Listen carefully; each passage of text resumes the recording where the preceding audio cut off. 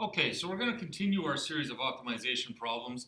This is optimization problem number 6, and it says, a wall of a building is to be braced by a beam that must pass over a parallel wall 5 meters high and 2 meters from the building. Find the length of the shortest beam that can be used.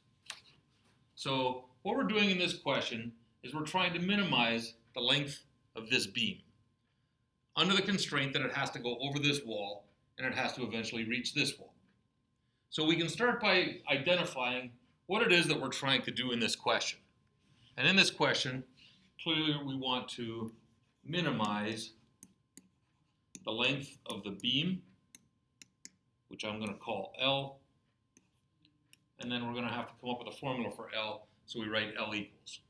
Now, in order to best do that, we should go back to our diagram, and we should decide what L exactly is. So I'm going to come in, I'm going to label this L as this distance, the length of this beam.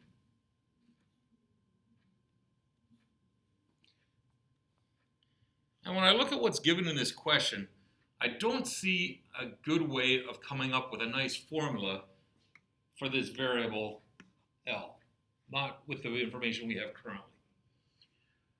Now, one way that I could do this is I could think about doing something we've done a number of times before, which is to break this length into two shorter lengths, both of which seem to fit the diagram a little better. And so let's try that, and we'll have this distance, which I'm going to call one piece of the beam, and this distance, which would then clearly make up the rest of it. And we can see that if I add those two lengths together, I'm going to get capital L. And I'm going to find these in this way. I think I'm going to call this L1. I'm going to call this L2. Well, I have a little more information now. L1 and L2 seem to fit a little bit better in the diagram. And it looks like there might be some potential to use similar triangles. We've done that a number of times before. But to show another technique, I'm going to try something a little bit different. We haven't used this one yet. And I'm going to define this triangle here, and I'm going to label this angle theta. Now clearly, this line is parallel to the ground, and that makes these two angles, this angle up here and this angle down here, the same angle, so this must also be theta. And now I can use those angles and my lengths with some trigonometry to come up with what I actually need in order to get this equation for L down here that we've got in terms of a single variable. Because I can recognize that, for example, here in this triangle, so I'll look first at this one. In this triangle, this side is the opposite side, given that this is my angle theta. This is the opposite.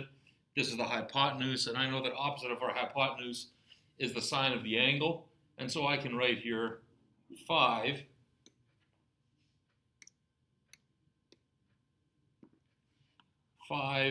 over L1 is going to equal the sine of theta.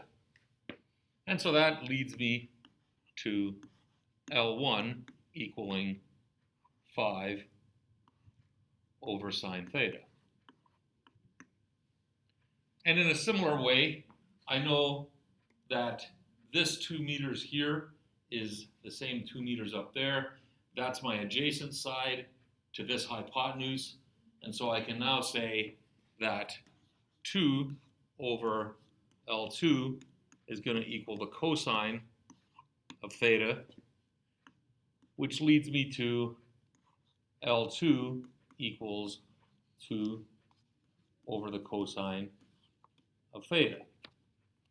So now I have L1 and L2 both written in terms of theta, and that solves the problem I had here of getting a formula for L in terms of a single unknown. I had the formula L equals L1 plus L2, and I can now write that as L1, which is 5 over sine theta, plus L2, which is 2 over cosine theta. So now I have a formula for the variable I'm trying to minimize in terms of a single unknown. I need to write the domain of this equation L. And I recognize that my variable here is theta. And I go back to the diagram to see what theta is allowed to be. Well, theta could get smaller and smaller and smaller as this end of the beam moves farther and farther and farther away from the wall. Theta could get smaller down to the point of 0. It could never quite get to 0 because there's always going to be this wall here, but it could get infinitely close to 0. And so I think, well, the smallest value for theta therefore has to be 0, not including 0. If I wanted to make theta bigger, I would have to move this end of the beam closer and closer to the wall. And as I do that, I could imagine having a beam which is going to get increasingly long. If I move it over to here, my beam is now going to go up something like this. And I can see that the angle here, theta, would keep getting closer and closer to 90 degrees. It would never get to 90 degrees because in order to get to 90 degrees, it would run parallel to this wall and would never actually touch this wall. But it can get as close to 90 as we want to make it. And so theta is constrained to be between 0 and pi over 2 radians. Well, now I know what my theta is. I can go ahead and try and work with this. I think 5 over sine theta and 2 over cosine theta, I know I'm going to want to take a derivative, and I think this is going to be a little bit easier to take if I rewrite these as 5 cosecant theta and 2 secant theta. Now I can go ahead and take the derivative dl d theta, and that's going to be a pretty straightforward derivative. This is going to be minus 5 cosecant theta cotangent theta. This is going to be 2 secant theta tangent theta. And I eventually need to set that equal to 0, find out where it doesn't exist, and solve it. And it's going to be easier to work with this in terms of sines and cosines, I think. So I'm going to rewrite this as negative 5 over sine theta times cotangent, which is cosine theta over sine theta. And then I'm going to say plus 2 secant, I'm going to write as 1 over cosine. And tangent, I'm going to write as sine over cosine. And now I've got everything in terms of the more familiar sines and cosines. And I could put this together a bit. I'm going to write the positive one first. So I've got here 2 sine theta over cos squared theta and minus 5 cos theta over sine squared theta. Now I need to find out where this equals 0 and where it doesn't exist. And I can see right away that the only place where this is going to fail to exist would be when cosine theta equals 0 and cosine of theta equals 0 only at pi over 2 radians, and that's not in my domain. Or when the sine of theta equals 0 and the sine of theta equals 0 at 0, and that also is not in my domain. So I can say here that dl d theta exists for all theta in my domain. So all I really have to worry about then is taking this equation and setting it equal to 0.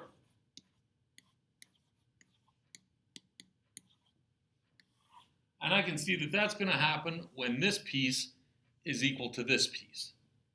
So I get 2 sine theta over cos squared theta has to equal 5 cos theta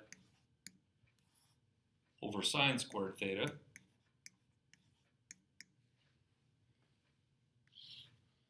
And if I multiply the sine over and the cosine over and bring the 2 to the other side, I'm going to get in the numerator of this equation sine theta cubed, the denominator of this equation cosine theta cubed, and on the other side I'm going to be left with just 5 halves. Sine theta over cos theta, of course, is tan theta. So this is tan theta cubed equals 5 halves, which gives me that tangent of theta is the cube root of 5 halves, and that theta, therefore, must equal the inverse tangent of the cube root of 5 over 2. Now, if we had a calculator, we could solve that, but we're going to assume that we don't have a calculator. So I'm just going to have to leave that as that fairly messy thing. I don't want to have to keep rewriting it, so I think I'm just going to give it a variable name. I'm going to call this theta m, as in theta maximum, the value of theta that's going to, sorry, theta minimum, the value of theta that's going to minimize the length of my board. Now, I can look at a labeled sign chart, and I can see I want one vertical bar because I've only got one critical value. I'm going to need 2 horizontal bars. And I'm going to put in here that my critical value is when theta equals theta sub m. And here I'm interested in looking at L prime and L. Now, because I don't know what theta sub m is, it's going to be sort of hard to substitute values in. So I'm going to do the same little trick I've done a few times before now. I'm going to go back up here and I'm going to think about, okay, what happens to the length of the beam as theta gets very close to 0? Well, for this value of theta to get close to 0, as I said before, this beam would have to move out here farther and farther to an infinite distance away from the wall. And of course, as the beam moves farther and farther away, the length of the beam gets longer and longer and longer. So as theta approaches 0, the length of the beam has to be going towards infinity. Likewise, if theta goes closer and closer to 90 degrees, then the beam must get farther and farther along the ground here, getting closer and closer to the wall. It's never going to get to 90 degrees because, as we said before, if it was 90 degrees, it would be parallel to the wall and it would never reach this wall. But as it gets infinitely close to 90 degrees, I can see again that my beam is going to have to get infinitely long to eventually reach that other wall. And so because I know that the length of the beam is getting bigger as I move away from theta towards infinity, or towards 90 degrees, and the beam is getting bigger as I move away from theta going towards 0, I can of course rewrite this arrow as being decreasing coming into theta. I already know that it's horizontal there, and so I know that this is a local minimum. And because that's a local minimum, I know that L prime must have done something like that. And so now I've pretty well got everything I need. I really just need to justify my answer and write it down, which I'll do on the next page. And I can see here that L is going to have an absolute minimum when theta equals theta m, that inverse tangent of the cube root of 5 over 2. And the reason for that is because L prime is negative for all values of theta less than theta m in my domain, and L prime is greater than 0 for all values of theta bigger than theta m, again, in my domain. Finally, I can go ahead and find out what the length of the beam that we want would be.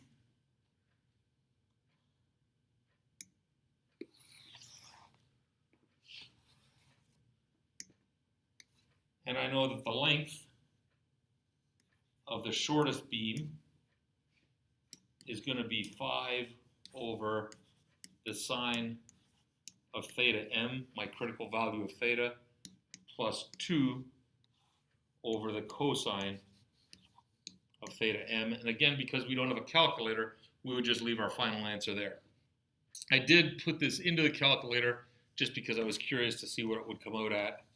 And that value comes out to approximately 9.582 meters.